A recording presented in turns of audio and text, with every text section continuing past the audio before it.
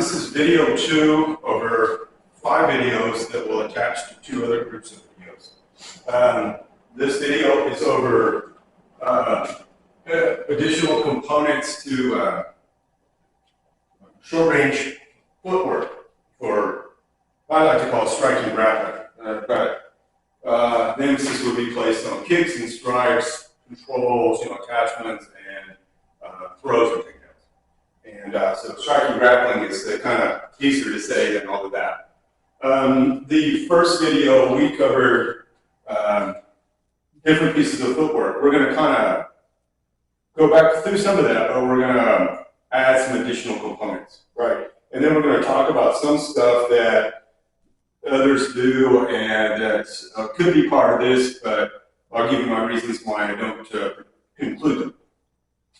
All right, so we looked at 2 fundamental ways to keep our feet toe-to-toe for such a narrow to a mid-frame, or offset. And I prefer this offset, meaning it's not as wide as like you would use for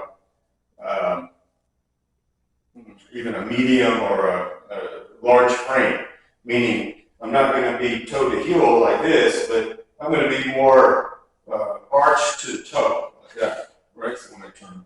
So this is primarily what we're going to focus with today, and we'll do some with the toe to toe. So we had 2 ways that we primarily looked at, right? We looked at stepping and bringing the back foot up. Step, step, right? So if this goes up 3 inches, this comes up 3 inches. If this goes out a foot, this comes up a foot, right? Or if I reverse with the same type of stepping, I'm going to use that same methodology. 3 inches, 3 inches. So a foot, right? And then we looked at driving. And driving is using the back leg to catapult us forward, right? So we in a sense, we disengage the front foot from the ground, right? Whatever is giving us the traction, just enough so we can move forward, right? So as I load the leg and I drive, I just kind of pick that front foot up just a little bit. If I go in reverse with the same thing, I would do the same thing, right? I load this leg, and this leg is going to be off the ground, and I'm just going to move with it like that. So this foot here.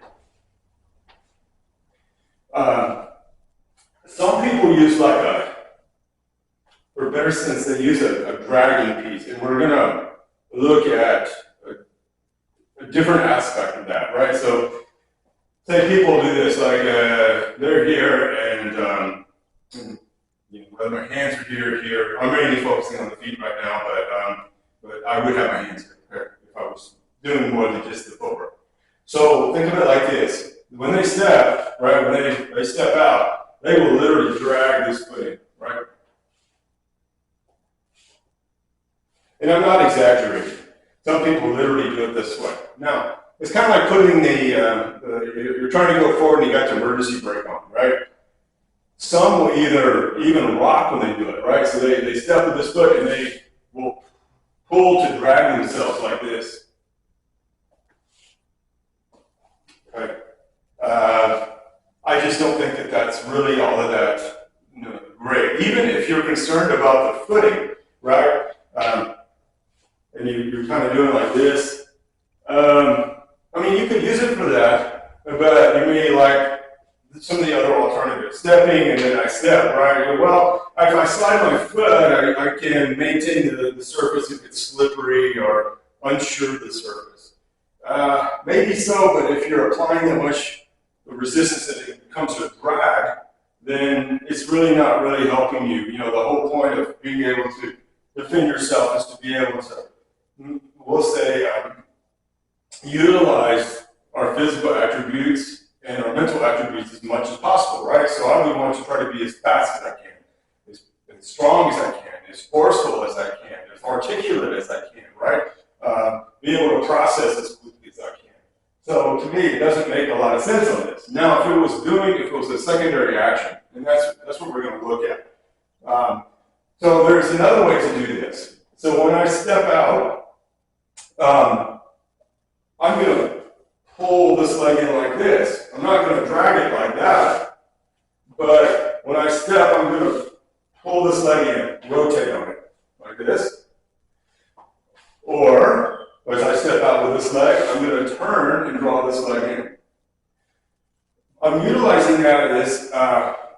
more an attack, right? So say I'm here with my hands and I struck with this lead hand. And as I do, I open up my stance, the other leg is turned out. And as I come through with to step back up, I pull myself in. And from there, I can mirror that into a strike, right? So 1, 2, 1, 2, 1, 2. If I do it with the rotation of the ball and the heel to give me a more, we'll say more, this is a stable footwork, maybe, right? So I step in here, right? But just to drag the foot, here like this, I think it's counterproductive, right? Even if I'm punching this way. So if you think the rotation is a really good way to go. So step, twist, step, twist, step, twist. Or step, pull that foot in like that. Do it from this side.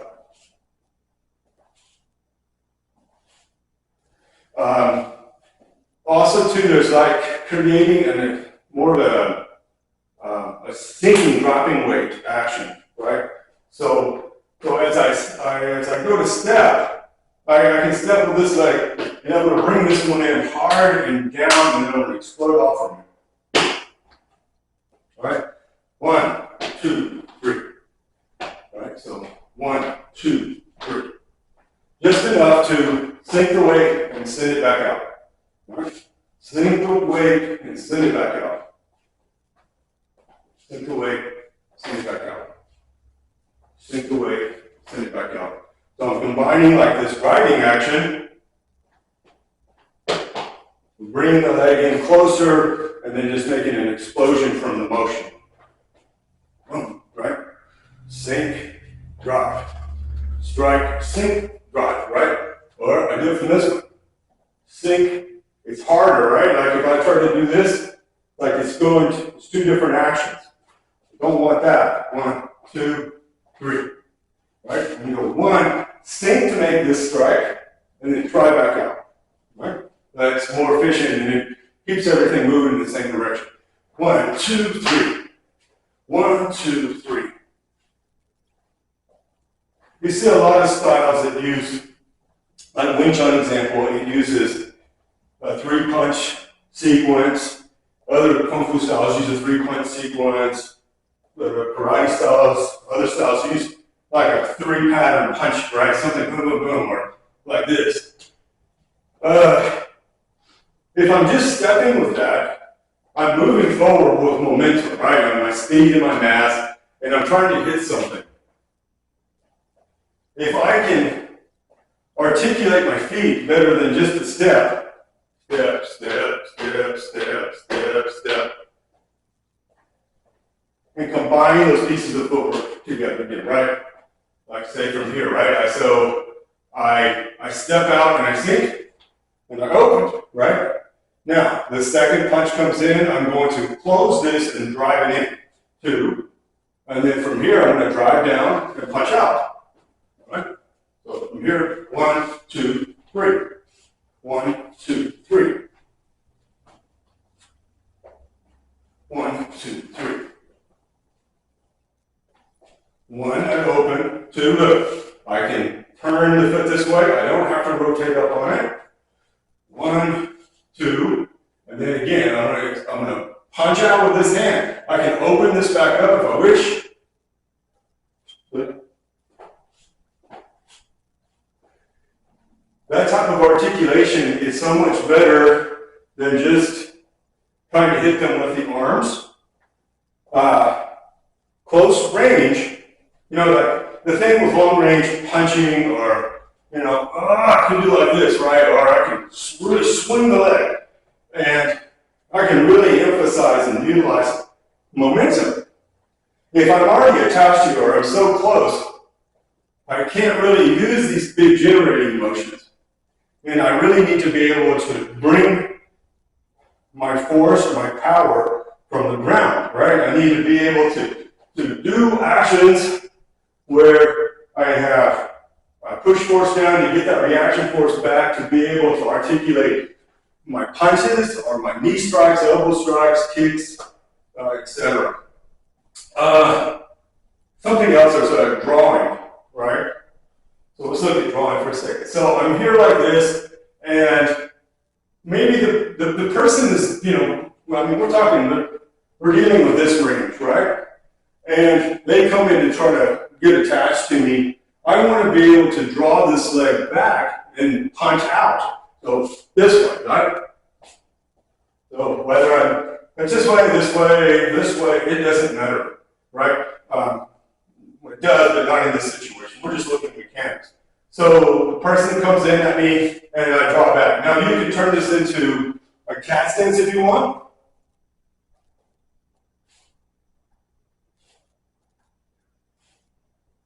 Now you can combine it. So 1, 2, 1, 2, 1, 2, 1, 2, 1, 2, 1, 2, right? Or even 1, right? 1, 2, 1. 1, 2, 3. 1, 2, 3. With the opening and closing of the foot, I'm here in this stance, right? And instead of me drawing, right, this way, to get this punch off, I'm going to open this side, right? So I'm here, and I'm in a sense, I'm increasing the length of my arm to articulate this punch, and at the same time, I'm kind of covering me with my shoulder. Now, of course, everything down here is exposed, but this is just a quick burst of a punch. The person is running in on me quick or something, I draw, right? So this foot's closed, open.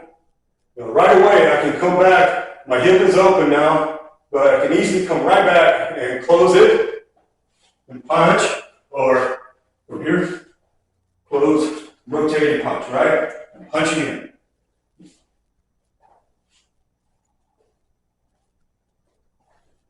I probably should have put these in order, but whatever. Not really that big of a deal. So, let's see. The stances themselves, okay? We primarily have a 50-50 stance. My weight is the equal, both legs. There's times where I need this, right, for moving. Then there is more like 70% weight distribution on the lead, and we'll say 30 on the rear, right? Or 70 on the rear and 30 on the front. So you should be able to move from the weight forward, the weight back, or the weight neutral. Okay? And then we have our cat stance, monkey stance, 7 stars. So cat is just that, right? I'm going to be in this same fundamental position about the width of my shoulders, maybe a little more, maybe a little less, dependent. And I should be able to use this cat, monkey, and 7 stars and let them flow, right? I should be able to go cat, monkey, 7 stars, or you can say sit back stance, right? So here, here, here, here. So if I'm looking at this, 70, 70, 50, 50, we'll say, I don't know, 80, 20, 80, 20, 80, 20, or 70, 30. Actually, all could be basically 70, 30.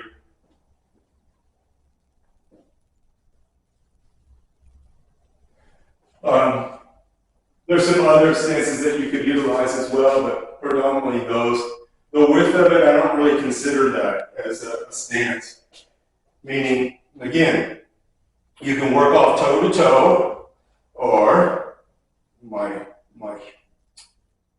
heel of my one foot is kind of even with the arch of my other foot, like this. I think this is an ideal stance for so many different things. is that, again, I have the full range of my hips. I don't have to twist or articulate my body in such a way. It's very natural to stand this way. Now, whether I stand with my feet on the same line or 1 foot forward, it doesn't matter. You should be able to flow within these movements. In other words, if I'm standing here, you can't judge when somebody's going to attack you, right? And maybe I need to attack them first, which is what I would recommend if you're looking at it for a self-defense situation. But I should be able to be here and step out into my stance with either leg, right? I should be able to switch through, or I should be able to be here, I should be able to step back or over, or what have you, right? And you still should be able to pivot too, this way, right? As long as I'm pivoting and it has a purpose behind it. You know, the punch comes in and I use this to help me to deflect it. But not just to stand here to do that over and over. Like maybe I would deflect this or redirect it, and then I would move into the person's flank side, right? And then look, I'm back in this square position. To me, standing with my feet like this is predominantly a transitional position. Meaning, you know, if I could be like this, and then look, I go to his flank, I'm in that position again. And if you think, if we had a semicircle, I should be able to be in this position like this all the way around.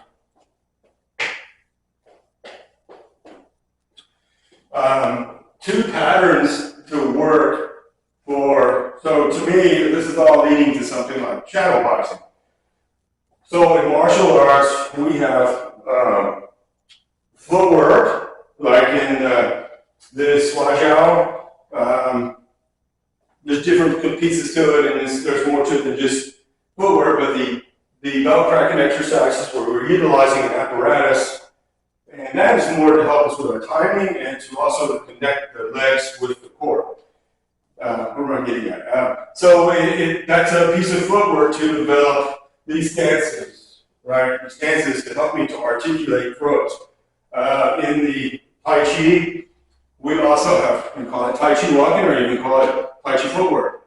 But we should be going over all of our fundamental stances and the connection of pieces of footwork together. If we do this stuff like this, we can improve our overall agility and our execution of movements. So every style of martial arts has that stuff, but then we also have forms.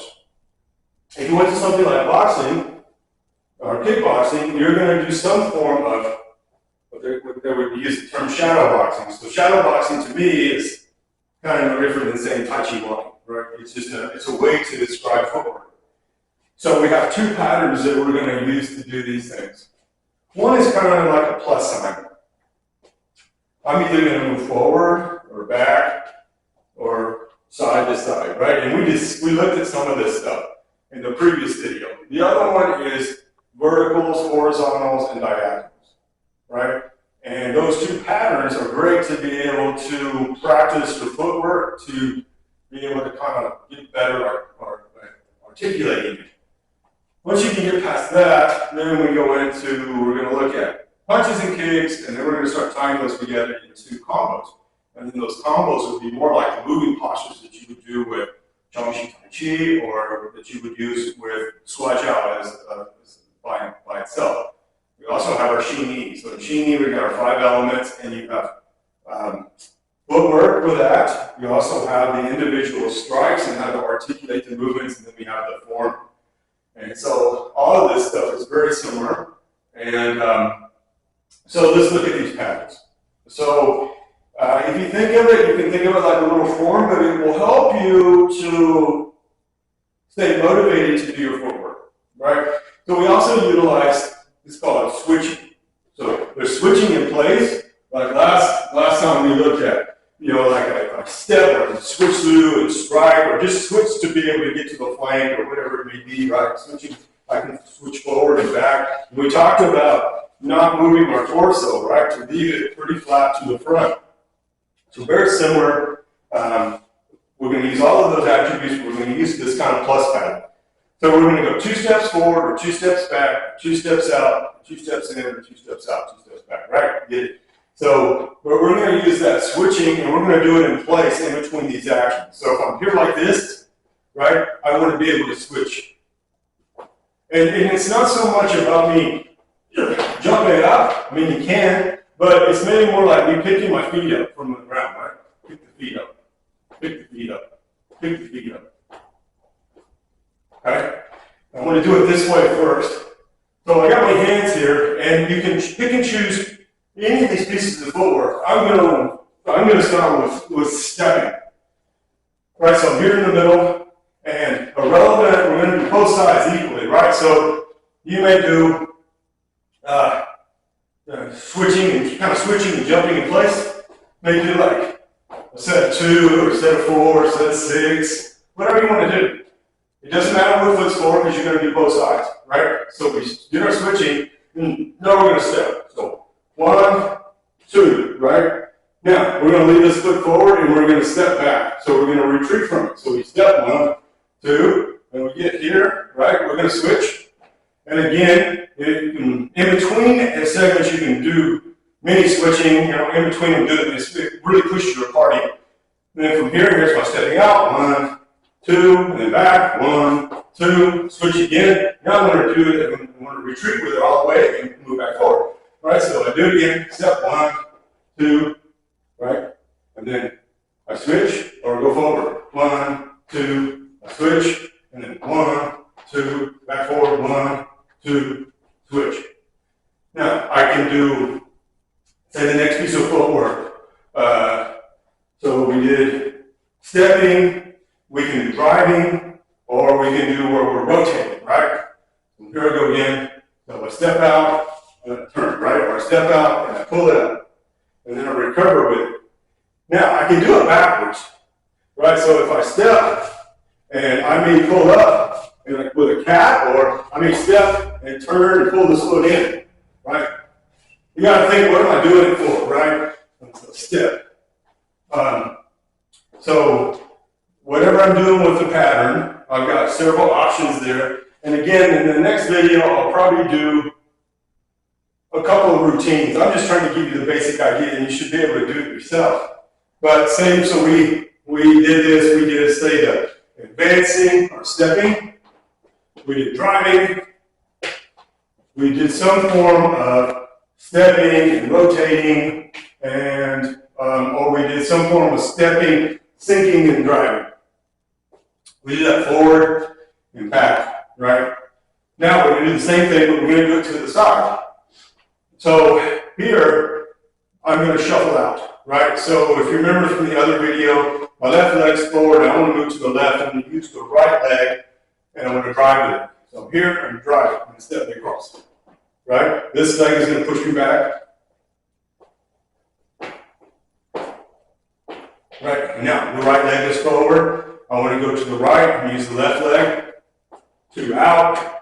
Use this leg to get me back to the middle. 1, 2, switch, switch. Anyway, so the pattern itself is like that. You can start picking and looking at some of these movements and practicing them that way if you want.